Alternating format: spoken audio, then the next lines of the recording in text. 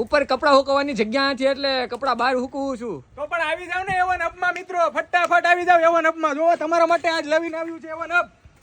થોડા કપડા સુકવવા માટેનો ઘોડો, જેમાં તમારે જગ્યા પણ ઓછી રોકાશે અને તમારા કપડા પણ ફટાફટ સુકાશે. આવી જાવ મિત્રો. તો જોઈ જે તમારે ફોલ્ડિંગ વાળો રહેશે, તમારે જોઈન્ટ કરવાનો રહેશે. આમાં તમને પદ્ધતિ આપેલી રહેશે કે કઈ પ્રમાણે ગોઠવવાનો છે, 1 નંબર 2 નંબર 3 નંબર. બરાબર છે મિત્રો? તો આ આપણે જોઈ શકીએ છીએ.